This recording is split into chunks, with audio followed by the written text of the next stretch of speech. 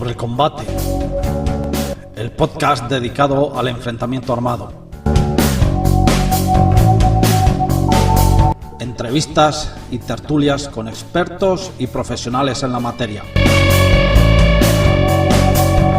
Sobre el combate, la cultura del enfrentamiento, psicología y la defensa personal. Hola a todos guerreros y luchadores de armas. Bienvenidos al episodio número 7 del podcast sobre el combate. El lugar en el cual compartimos cada mes entrevistas y tertulias en donde tratamos de aportarte valor a tus entrenamientos y sobre todo al modo de ver el enfrentamiento en sí. ¿Estás preparado para comenzar? En este podcast hablaremos sobre armas de filo, el combate y la verdadera destreza de las armas. Personalmente considero que el acero es sin duda la parte más científica del combate y sobre todo combate con armas. Nada puede ser descuidado al azar y conocer los principios del combate armado lo define todo. Hoy veremos el porqué. Para ello contamos con un verdadero experto en el tema y es el maestro de armas Lucio González. Hola Lucio, bienvenido a este podcast o videocast sobre el combate. Muchas gracias por estar aquí. ¿Y qué te parece si comenzamos, como siempre, la entrevista? Hola Lázaro, buenos días. Sí, claro, sin problema, empezamos. Bueno, después de la presentación que te he hecho en la entrada, vamos a comenzar por la típica pregunta que hacemos siempre. ¿Cuáles fueron tus comienzos en el arte de la esgrima? ¿Y a qué edad? Vamos a ver, yo comencé a conocer la esgrima con 14 años. Aquello creo que fue por el año 1992 o así. Y empecé evidentemente con esgrima deportiva, que es lo que había entonces en España, y concretamente en Albacete, que es mi ciudad. Pasados los años, obtuve el título de monitor de esgrima deportiva, empecé a dar clases y seguimos. Sí, dime. No, sí, sigue. Y seguí, bueno, y seguí así mucho tiempo. Pero por el año 2007 yo conocí la esgrima antigua y... No, empecé en el 2006, estuve yendo un tiempo a Alicante a aprender, también fui a Zaragoza, posteriormente a Madrid y ya a muchas otras ciudades y me enganchó. A mí la esgrima deportiva siempre me ha gustado, pero me parecía eso, un deporte. Sin embargo, la esgrima histórica para mí, la esgrima antigua, es un arte marcial y bueno, pues a partir de entonces, en 2007 empecé con las clases ya impartiendo clases de esgrima antigua y hasta hoy. Dijiste, bueno, en entrenamientos que tenemos muchas veces en privado me dijiste que tú prácticamente desde que comenzaste ya también comenzaste a impartir clases de esgrima deportiva en sí, o sea que llevas muchísimos años también dentro de la docencia de la esgrima. Sí, de la docencia llegaré pues más de 25 años. Puede ser que lleve dando clases de esgrima. Oye, Sí. y el interés que me has dicho sobre la esgrima histórica, que me has dicho sobre el 2006-2007, ¿verdad? Sí, en 2006-2007. A mí siempre me había gustado la esgrima como arte marcial, pero claro, siempre había pensado un poco en espadas medievales, en espadas roperas del siglo XVII, pero nunca habíamos encontrado nada nunca en España que tuviera parangón. Ya estaba empezando a circular por Europa, por América, la esgrima histórica en sus comienzos. Pero yo en España no había encontrado nada. Aunque en España ya desde finales de los 90 ya el maestro Bonpreci ya había empezado a extenderla, no se había extendido. Llegó a Alicante, Alicante es una ciudad que a mí me pilla relativamente cerca, me puse en contacto con ellos y empecé a ir a Alicante a aprender esgrima, evidentemente. Y estuve yendo como un año y medio, casi 2 años, todos los sábados me iba a aprender. Pero llegó un momento que pensé que ya estaba bien de tanto viajar y como yo ya tenía experiencia docente como técnico de esgrima, pues empecé a montar una pequeñña asociación de esgrima antigua aquí en Albacete. Bueno, y posteriormente obtuve el título de preboste de la EA, que es el grado anterior a maestro. Eso fue en el año 2012. Y en el año 2016 ya obtuve el título de maestro de esgrima antigua de la Asociación Española de Esgrima Antigua. Bien. Oye, ¿qué diferencias cabría destacar entre la esgrima deportiva y la esgrima histórica? Pues salvo algunos pequeños conceptos, todos son diferencias. Las armas no tienen nada que ver. Las de esgrima deportiva son armas pensadas para la práctica deportiva, son todas iguales en cuanto al largo, el peso, las características, son armas, digamos, de deporte, mientras que la esgrima histórica, las armas que utiliza son armas que intentan replicar las armas que se usaban en los siglos correspondientes, medievales, renacentistas. Es decir, una espada medieval que nosotros usamos es casi idéntica a las armas que se usaban en la época. Casi idéntica porque evidentemente el filo y la punta desaparecen, eso altera perceptiblemente el equilibrio y el grosor de los filos, pero quitando eso, el equilibrio del arma y el grosor de los filos, las armas son iguales, son realmente réplicas casi exactas, casi de museo. Te puedo mostrar que la tengo aquí preparada. Esto es una daga de vela, típica del siglo XVII, no tiene filo. Esta es mi daga para practicar en sala, ¿vale?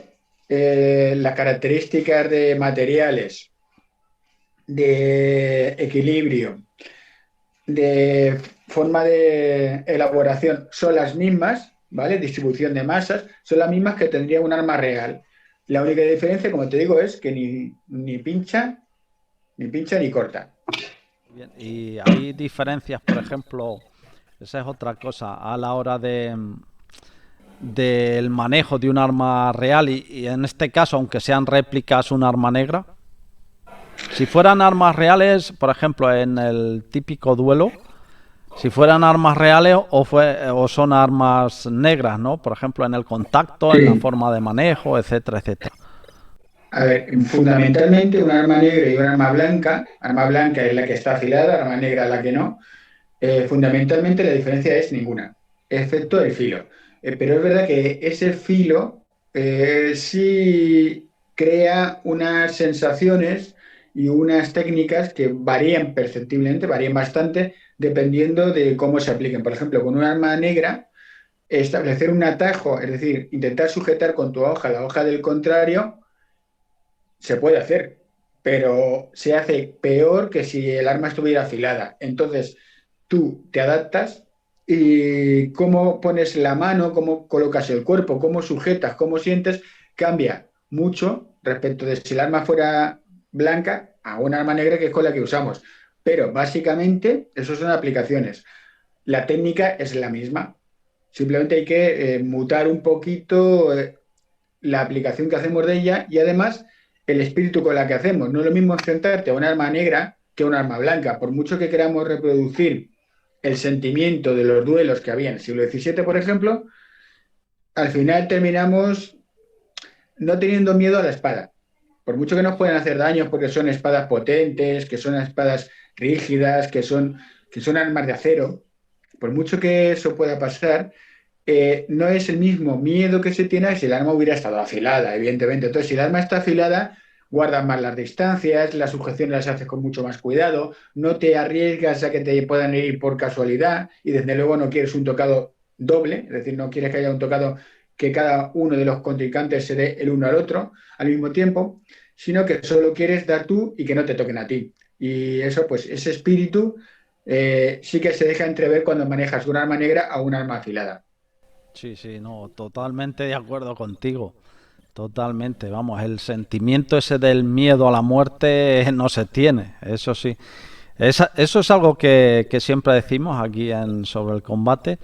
Y fíjate, te voy a decir una anécdota. Yo que he estado muchos años acostumbrado al palo, ¿no? Y a peleas a contacto pleno, casi nada, con una careta simple. La primera vez que fui a la sala, allí a Albacete, esto no te lo he contado nunca, y estabas haciendo de ropera y daga, ¿no? Una demostración y de repente se pone allí Félix en la primera acción que hizo. Félix, que ya lo conocemos con la espada ropera y la daga, y dije, me cago en la hostia, digo, me cago en la puta. Un sentimiento que me dio que dije, joder, esto es algo ya serio, ¿eh? Sí, sí. Eso es la anécdota que tengo yo de la primera vez que fui allí, ¿eh? Sí, es que da mucha impresión ver la espada acercarse hacia ti. Y dices, no, no, si esto no es nada, ostras, que viene, que es metal y que me puede hacer daño. O sea, el sentimiento de combate está implícito al uso de estas armas. Es evidente. Total, de hecho, también te digo que cuando las primeras veces que íbamos allí, que iba a entrenar contigo allí en privado, no era el mismo sentimiento que cuando me enfrentaba a alguien con palo, ¿eh? Con palo podías asumir palos, pero ibas a por el tío, en fin, cosas. Pero con el acero no hay tu tía, eso mucho cuidado. Sí, sí. Vale, Lucio, mira, se habla de común destreza o esgrima vulgar y de verdadera destreza. Para todos los que escuchen y vean este videocast, ¿cómo se diferencia una de otra para las personas que no entiendan, pero que han oído hablar de eso y que lo entiendan bien? Vale.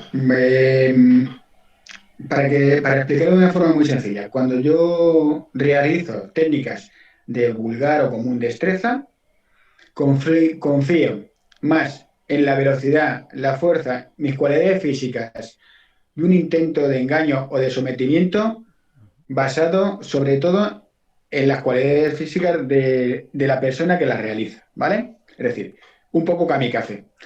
Sin embargo, la verdadera destreza defiende unas técnicas basadas en la geometría y las matemáticas que dicen que aplicando correctamente estos principios, el otro te puede hacer que hagas lo que hagas, que tú vas a mantener tu defensa y construir tu ofensa a partir de ahí. Siempre se ha dicho que, bueno, pues que la vulgar destreza es propia de gente que sabe poca esgrima y la verdadera destreza es propia de gente que sabe mucha esgrima. Exactamente no es así. Normalmente el que hace verdadera destreza es porque llega un momento en que prefiere asegurarse la victoria a que puede encontrarse una derrota, simplemente. Y por eso aplica principios a un determinado momento del asalto. Todos los principios se pueden aplicar a ese asalto, ¿vale? Mientras que con la vulgar destreza, por así decirlo, lo que tienes es un conjunto de acciones que puedes hacer.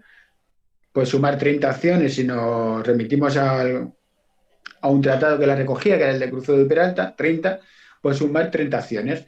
Mientras que las acciones de la destreza, por un lado, son muy pocas, pero por otro lado son inacabables al mezclar todos los elementos que las componen.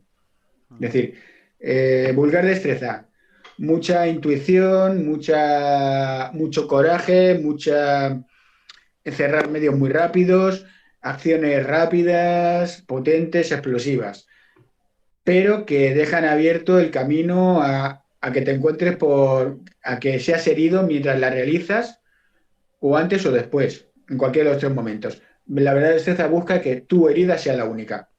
¿Se podría decir que la verdadera destreza es ciencia pura? En términos de ciencias del siglo XVII, sí, porque en el siglo XVII ciencia era un conjunto de conocimientos. Entonces, cogieron todos los conocimientos que tenían de la época, matemáticas, astronomía, geometría, música, cogieron todos esos conocimientos y los aplicaron a la ciencia de las armas para explicarla, ¿vale? Entonces, en términos del siglo XVII podemos decir que sí, que es ciencia en cuanto a conjunto de conocimientos para un fin, que es para aprender a manejar la espada. ¿Y las dos se podría decir también que se pueden complementar una y otra? Sí, por supuesto, sí, claro que se pueden complementar. De hecho, un esgrimidor que sea solo diestro verdadero es difícil de encontrar. Y más en el actual contexto histórico en el que nos encontramos, en que, bueno, pues las espadas no están afiladas, tiramos con zapatillas con una suela de caucho fantástica que nos impide resbalarnos y podemos dedicar al ejercicio de las armas mucho tiempo de forma bueno, según nuestros trabajos y nuestras familias, podemos dedicar mucho tiempo. Entonces, un diestro verdadero como tal, perfecto, digamos puro, es difícil de encontrar en el día a día. En cambio, un diestro que aúne la verdadera destreza y además entienda y pueda utilizar y sepa utilizar tetas de la vulgar destreza en el momento que corresponda, arreglando esos pequeños defectillos y en lugar de basarlos en la intuición y la velocidad, se pueden modificar para que también sean hechos conforme a ciencia, es decir, de forma segura, pues sí, ¿por qué no un diestro puede aunar las dos? Claro que sí, por supuesto. Bien, bien. Bueno, sobre lo que has dicho, entonces cabría decir, por ejemplo, cuando se trata de replicar la forma de combate como antiguamente, eso sería imposible en los tiempos de hoy. Sí, a ver, de forma pura es imposible. No obstante, te puedo decir que la sala de Grima Histórica de Madrid, la Escuela Madrileña de Grima Histórica, Ujú. a cuya cabeza está el maestro Alberto Bompreci y que cuenta con otros importantes maestros, como es el maestro eh, Carlos Urgel y Mar Jenner y el maestro Oscar Torres, están haciendo un experimento que cada vez tiene mejor pinta, que se llama Esgrima en contexto histórico, de forma que intentan, a pesar de que llevemos nuestras protecciones, porque la seguridad es lo primero, y nuestros zapatos, porque no vamos a poner zapatos con suela de cuero, de tipo del siglo XVII, intentan reproducir los asaltos tal y como se realizarían en el siglo XVII. Los asaltos, digamos, de sala, cómo se harían en sala, cómo ejercitarían en sala para luego poder realizarlos en la calle. Y bueno, están llegando a conclusiones muy interesantes. Adaptándolo a los tiempos de hoy también, obviamente. Sí, claro, porque evidentemente las armas, las protecciones, pero intenta ser lo más parecido posible, a mí desde luego me parece lo más parecido posible que existe hoy en día a lo que serían los asaltos casi reales del siglo XVII. O sea, más a la realidad, por así decirlo un Sí. poco. Mm. Exacto. Em, También tengo entendido que no sé, tú que eres maestro de armas, tengo entendido o alguna vez leí en algún libro que la verdadera destreza es un método que aplica la ciencia a la esgrima sin importar el arma. O sea, no hay que centrarse, o al menos eso decía ese libro, tanto en el arma, sino en la ciencia en sí. Sí, es correcto. Vamos a ver, la verdadera destreza hay que aplicarla siempre en relación con la espada ropera. La espada ropera del siglo XVII, ¿vale? Que, y del siglo XVI y de mediados del siglo XVI, finales del XVI, principios del XVII, es la ropera y la destreza van de la mano, ¿vale? Sin embargo, como es un sistema de principios que establece unas reglas generales aplicables a todas las armas, eh, actualizándolo, acondicionándolo a cada arma, podríamos usar la destreza en todas las armas que nos podamos imaginar. De hecho, si bien la destreza tiene aplicación a la espada ropera sobre todo, ¿vale? También la tiene con igual intensidad y fortaleza con la espada larga o medieval de mano y media. Incluso surgió un tratadito muy posterior, ya el manual del baratero, en que aplica los principios de la destreza a la navaja. Ujú. Ya, eso es interesante. Oye, entonces, si es ciencia en sí, yo te voy preguntando, ¿eh? Me vas diciendo, se podría decir que todo aquel método que no siga una- unas líneas comunes, unos patrones comunes y científicos como la destreza, ¿se podría llamar esgrima vulgar o común? No necesariamente. Ujú. Eh, por vulgar, eh, por vulgar seguimos, vamos a ver, de destreza, por verdadera destreza entendemos toda aquella que está basada en la ciencia correcta, concreta en la que nosotros nos hemos situado, ¿vale? Ujú. Esa ciencia del maestro Pacheco de Narváez, que se basa en la del maestro Carranza, ¿vale? Y que después tiene una extensión muy larga en el tiempo, hasta el siglo XVIII mediados. Pero decir que todo lo que no es verdadero es vulgar es, bueno, pues podría ser pecar un poco de prepotente, ¿no? No es la ciencia que nosotros enseñamos, pero un sistema puede ser completo sin ser verdadera ciencia. No sé, Millara, por no liarnos demasiado con los términos españoles, pensemos en los tratados de grima italianos, franceses, alemanes, ¿vale? No tanto los medievales ni los del siglo XVI, sino incluso un poquito más adelante, en los que ya hay un sistema establecido, con unos pasos, con unas técnicas, con un crecimiento del alumno que va aprendiendo progresivamente. ¿Son ciencias? Sí, son ciencias. ¿Es verdadera destreza? No, porque la verdadera destreza es un fenómeno que se da en una sociedad, la española, en base a unos requisitos y a unos principios, ¿vale? Que están recogidos en los tratados que son reflejo de lo que se enseñaba. Bien, bien. Eso está bien para ir aclarando. Lucio, una cosa de la que siempre se habla, por lo menos en el campo nuestro de las otras artes marciales, que sin combate no hay esgrima, bueno, ni ninguna otra cosa. ¿Se puede aprender esgrima sin tirar? No. Cuando digo Categóricamente no. La esgrima se hace esgrima para ser un buen tirador. Es decir, se hace esgrima para saber defenderte en el salto y en combate. Por mucho que tengas un maestro excelente, por muchas horas que le dediques, si no tienes asalto, lo que haces es una coreografía, que será legítimo, pero no es esgrima. La esgrima es el asalto puro y duro, entendido y comprendido, y al que aplicas todo aquello que aprendes, que tú mismo eres capaz de crear, tus experiencias, tu personalidad, tu historia marcial, todo eso lo vas a aplicar en el combate. Pero la esgrima es combate. Y sin combate no se puede hablar de esgrima. Sin asalto no hay esgrima. De hecho, tú siempre dices que en cualquier entrenamiento tiene que haber asalto. Es más, yo siempre digo que la mitad del entrenamiento tiene que ser asalto. Bueno, tú lo has visto en la sala de Albacete, que yo intento dedicar casi tanto tiempo al asalto como a la técnica.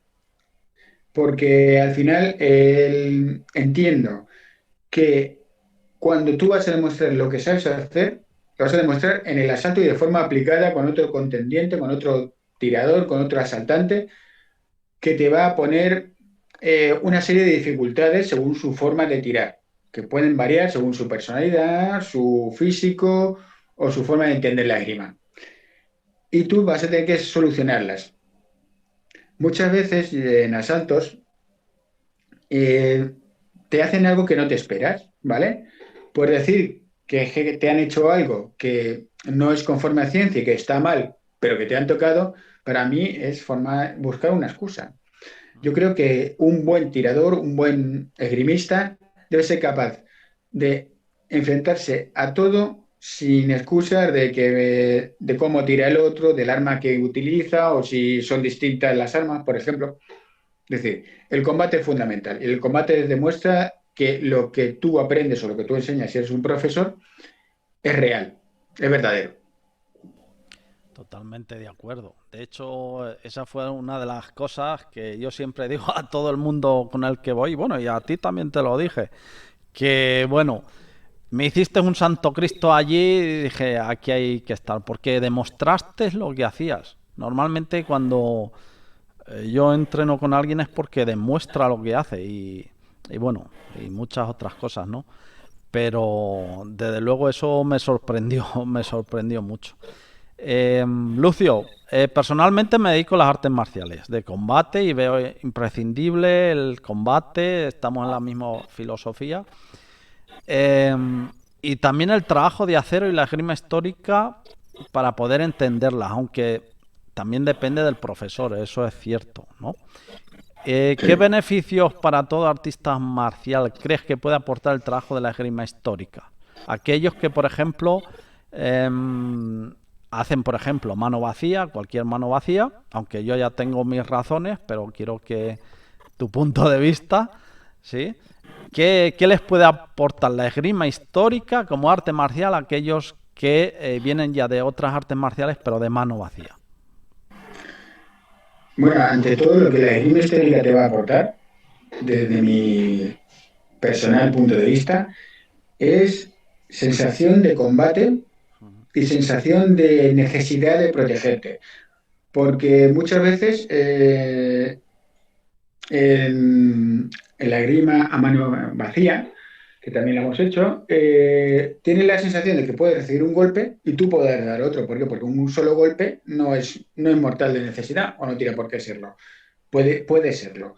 Pero sin embargo, si llevaras un arma en la mano, ese golpe que recibirías sería totalmente mortal. Y sería y si no mortal, muy lesivo. Entonces, al generar esa lesión, te va a impedir seguir ejecutando tu arte marcial porque vas a estar con algún problema físico, con algún problema funcional. Entonces, tener la sensación de que solo tú puedes golpear, que solo tú puedes terminar la acción, solo tú puedes desarmar al otro y que no puede haber un golpe ni como respuesta ni intermedio del compañero, es decir, que no puedes asumir ese riesgo, para mí es importante.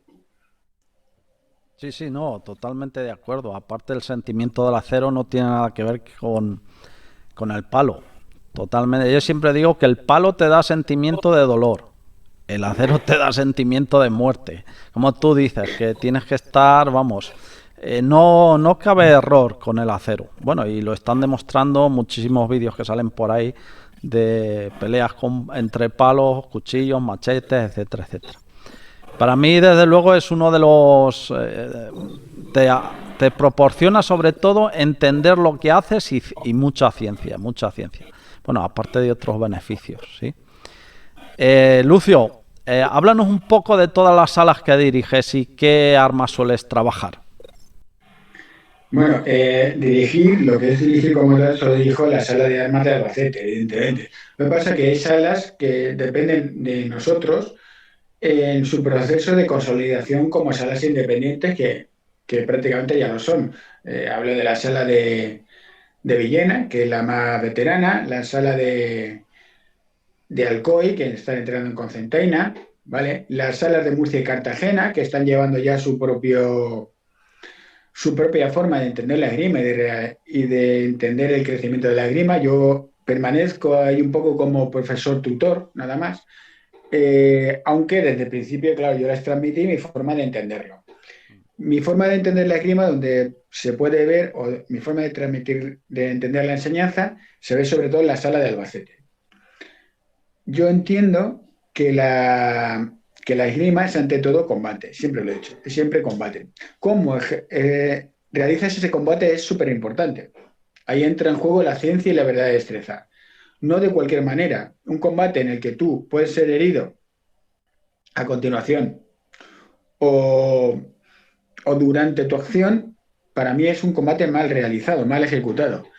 Un combate que te asegura que solo tú hieres, ¿vale? Que solo tú, entendido por herir, es alcanzar con el arma el blanco válido. Y un combate en el que integramos eh, todos los conceptos de la destreza, más lo que hemos aprendido de otras esgrimas, como puede ser de tretas de la vulgar destreza o tretas de la esgrima italiana o de la esgrima alemana, pues crea un conjunto que es lo que yo creo que debe demostrar que cuán bueno o cuán malo es un practicante de esgrima. Es decir, si en el asalto lo hace todo relativamente bien y consigue que le toquen muy pocas veces, aunque él no toque más que dos o tres, si no le tocan ninguna, es muy buen esgrimista. Hombre, si encima consigues alcanzar más veces al otro, pues mejor para ti, ¿no? El ego se va a subir y te vas a sentir mejor de lo que eres. Pero lo importante es saber mantener la defensa, ¿vale? Y poder construir en esa defensa la acción que te va a dar el tocado definitivo. Ujú. Oye, ¿y qué armas se tocan en la sala? Sí, bueno, en la sala de Albacete somos una sala multiarma, es decir, tocamos muchísimas armas. Nos centramos en las dos armas de referencia de la esgrima, que son de la esgrima histórica, la espada ropera y la espada medieval larga, que comúnmente se conoce como mano y media. Pero también tratamos armas anteriores, por ejemplo, la espada de una mano y el broquel, la espada de una mano y el escudo, la punta y corte, que, bueno, punta y corte es una concepción, un concepto equivocado de lo que llamaríamos espada ropera temprana o espada militar. Son cosas distintas, ¿vale? La ropera típica del siglo XVII, la de la taza, cazoleta de taza, la espada medieval de mano y media, el montante, el sable y el espadín. Y últimamente me están diciendo que por qué no hacemos navaja. Bueno, ya veremos. Si quieres te enseño, tengo aquí un par de Ujú. ya preparadas, la más... Sí, sí, sí. Esta es la espada ropera que todo el mundo conoce, Ajá. ¿vale? Como podéis ver es una espada de metal, completamente hecha según los cánones de la época, ¿vale? Lo único que la diferenciaría, como todo este tipo de armas, de una espada real es el filo, el peso, el material, la forma de construcción. Es idéntico a como sería un arma, digamos, propia del siglo XVII. Y no sé si se verá, esta de aquí es una espada de mano y media o espada larga. Esta es muy tardía, es ya del siglo XVI, este recazo y esta hoja tan finita. Es una espada que se llama Fitzbert o espada pluma, que se usaba ya en las salas de esgrima del siglo XVI, más con afán, digamos, deportivo que con afán marcial de encontrarse en la calle y matarnos. Eso es lo que, porque ya en aquella época ya se había impuesto la espada de una mano ropera o ropera temprana. Bueno, sí, es una espada muy larga.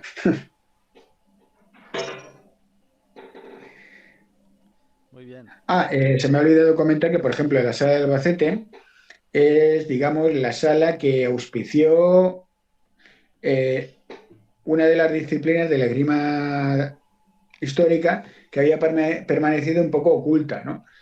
Y que es la espada, el uso de la espada y el broquel, pero en el siglo XVII, es decir, la ropera y el broquel. El broquel del siglo XVII es distinto al del siglo XVI, ¿vale? Que es un broquel más pequeño, más que se usa con una espada de cruz, a una mano, mientras que el broquel del siglo XVII es un broquel más grande, ¿vale? Se usa con la espada ropera y hay muy pocos estudios sobre el mismo y sobre su uso, Ujú. y que estamos constantemente actualizando lo que conocemos de esta disciplina, pero es, bueno, por comentarlo, algo, digamos, llamativo de nuestra sala, propio de nuestra sala. Igual que la sala de Villena le da mucha importancia al juego de la espada y la capa. Ujú. Sí, sí, el juego, eso es. Eh, bueno, y junto a la sala de Albacete y todo eso, está lo que es la Liga Levante también. Háblanos un poco de la Liga Levante y cuál es el fin. Bueno, el objetivo de la Liga Levante, esto ya hace muchos años, bueno, pues empezó por mi reticencia personal a los torneos. Ujú. Eh, yo soy contrario a los torneos, lo sabe todo el mundo. He participado en algunos, he ganado algún puesto, pero nunca, no me gustan los torneos. Creo que el torneo, para ser real, para que hiciéramos una esgrima real en los torneos, necesitamos un grado de madurez que no tenemos y que no vamos a alcanzar nunca, porque la necesidad de ganar en plan deportivo se impone a todo lo demás que tengamos en la cabeza. Al final queremos ganar Sí, y nos cierto. da igual cómo lo hagamos, sea o no según ciencia. Entonces, yo, ya desde que comenzaron los encuentros en Albacete, los encuentros nacionales, hace ya un montón de años, siempre abogué por un encuentro de juego de armas. Es decir, nos juntamos un montón de amigos, nos pegamos a gusto, nos enfrentamos entre nosotros, luchamos entre nosotros con distintas armas y a lo largo de toda una mañana, y después nos vamos a comer como buenos amigos. Nadie gana y nadie pierde. Todos ganamos porque todos aprendemos. Es una especie de aprendizaje colectivo y colaborativo. Porque lo bueno de juntarte con 70 personas y tirar con 30 de ellas ¿vale? De asaltar con 30 es que conoces 30 distintos estilos de lucha, porque hay tantos estilos de lucha como personas. Mientras que en un torneo, si tienes suerte, tirarás 10, 11, 12 asaltos en todo un día. Y ese no es el objetivo, o no debe ser el objetivo que yo entiendo de estos encuentros. El objetivo de los encuentros es aprender. Y la mejor forma de aprender a combatir es combatir con mucha gente. Cuanta más, mejor. Y cuanto más distinta, mejor. Y que te pongan los apuros más, más variados que te puedes encontrar. ¿Vale? Y que te den muchos tocados mientras estás tirando, porque cambian el estilo. No es lo mismo tirar con alguien de, por ejemplo, de Madrid que contra un diestro de Italia. Que te pongan en esa situación, yo creo que es enriquecedor. Y para el asalto es fundamental. Para que tu sistema de asalto funcione, debe funcionar contra todo el mundo. Si solo funciona contra alguien que tira de una determinada manera, no es real. Cierto, totalmente de acuerdo. Tienes que salir de la Y zona. entonces, a raíz de eso, me puse en contacto con salas amigas de Albacete, Ujú. ¿vale? De nuestra propia sala, que nos pillan relativamente cerca, porque el objetivo también era no tener que perder todo el fin de semana, sino poder ir y venir en el día. Y evidentemente las salas del Grupo Levante son las que nos pillan a tiro de piedra, 1, 2 horas máximo. Ahí tenemos, por ejemplo, las salas de Alicante, la sala que no es una sala AEA, pero que forma parte del Grupo Liga Levante, la sala de Murcia, Cartagena, que sí lo son, Castellón incluso alguna vez cuando nos juntamos en Valencia o en Alicante, Valencia y Castellón se unen porque les pilla cerquita, incluso a Albacete ha llegado a venir gente de Sevilla, de Barcelona, pero no es lo normal. Lo normal es que puedas aprovechar el domingo para ir a saltar, divertirte, aprender, pasar un buen rato en compañía de gente que tiene los mismos intereses que tú y volverte a casa antes de que anochezca. Y ese es el objetivo de la Liga Levante, es decir, facilitar que todos los meses, previa colaboración de las salas, claro, cada sala organiza un encuentro y a lo mejor en septiembre toca en Albacete, en febrero toca en Villena, en marzo toca en Concentaina, en abril toca en Murcia, y así, teniendo como un calendario de encuentros a lo largo del curso lectivo, pues conocemos otras formas de tirar y crecemos todos juntos. Ujú. No, perfecto. Lo que decimos, salir de la zona de confort y tomar experiencia, eso es importante. Bueno, vamos entrando ya en la recta final y dos preguntas más que nos quedan, Lucio. Para toda persona que comience o que quiera comenzar dentro de las armas, aparte de practicar, ¿qué dos libros le recomendarías? Para un principiante. Madre mía, para un principiante. Claro. Pues vamos a ver, yo lo primero que recomendaría es que fuera una sala de armas y que aprendieran más allá de los libros. Porque para un principiante puede ser confuso, ¿vale? Si no existe esa posibilidad, Ujú. pues los libros que yo recomendaría serían aunque no es ropera, es espadín, pero es una buena forma de entrar en el mundo de las armas. Yo recomendaría el libro que se llama Destreza del Espadín, del maestro Brea, ¿vale? Es un tratado muy, muy antiguo, pero dentro que es muy antiguo, es ya del siglo XVIII y bueno, la forma de expresarse es más fácil de entender para un neófito que, por ejemplo, el Grandezas de Pacheco, que ¿dónde va a parar eso? Es horrible.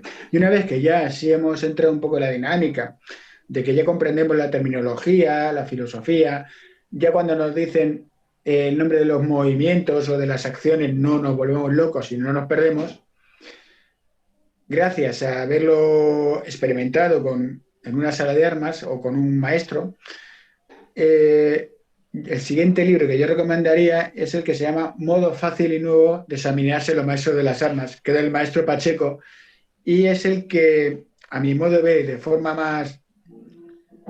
más sencilla, guarda la visión del maestro Pacheco de lo que es la esgrima. Ajá, muy bien, muy bien.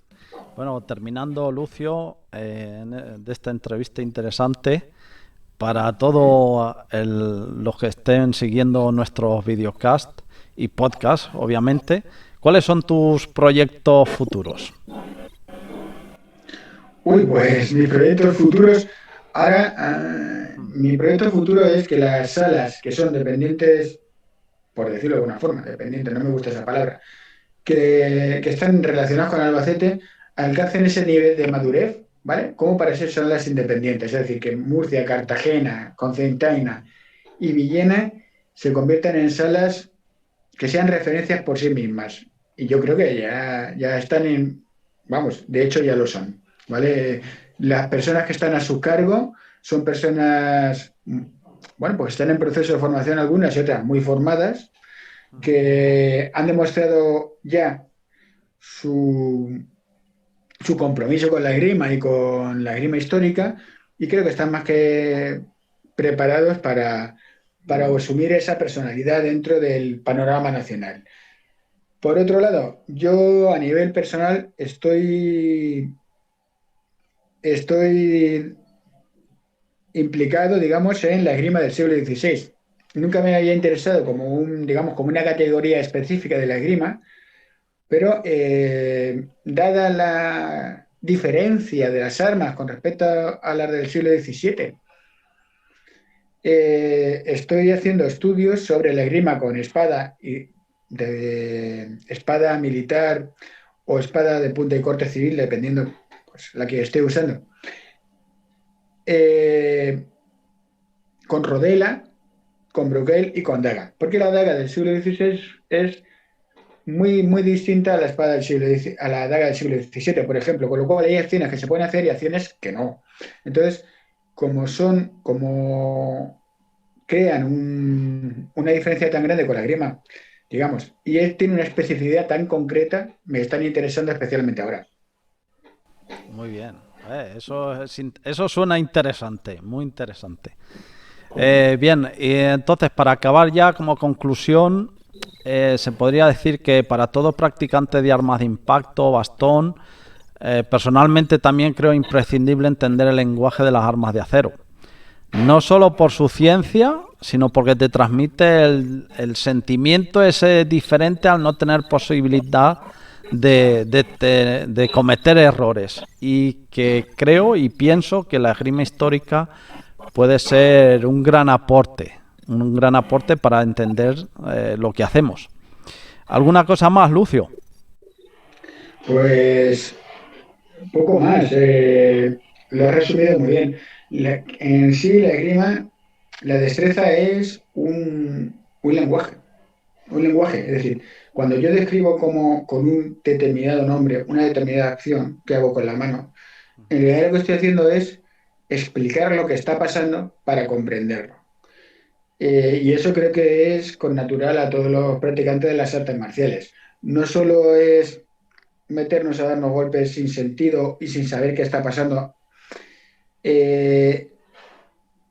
confiándonos a nuestra propia intuición, sino que necesitamos un patrón de conocimiento que nos permita ser mejores día a día. Y creo que eso es lo que la destreza es. Es un patrón de esgrima para el uso de las armas negras de la mejor forma posible, de manera que cuando nos enfrentemos a un adversario, sea como sea y sea de la escuela que sea, o si no es de ninguna escuela con su intuición, nos podamos imponer en nuestro juego al suyo sin que nosotros recibamos acciones en contra. Perfecto, está muy, muy bien descrito. Pues nada, Lucio, muchas gracias por acompañarnos. Y a ti, oyente, bueno, si te ha gustado el capítulo de hoy, dale a me gusta, comparte y comenta qué te ha parecido este videocast o podcast. Así pues nos ayudarás a seguir haciendo más.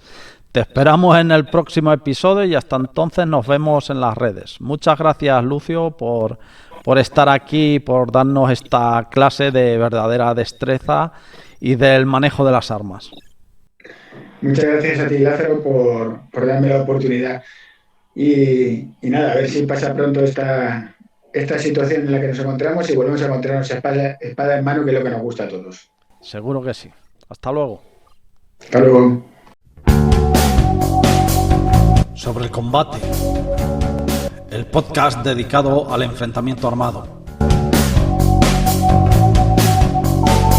Entrevistas y tertulias con expertos y profesionales en la materia. Sobre el combate, la cultura del enfrentamiento, psicología y la defensa personal.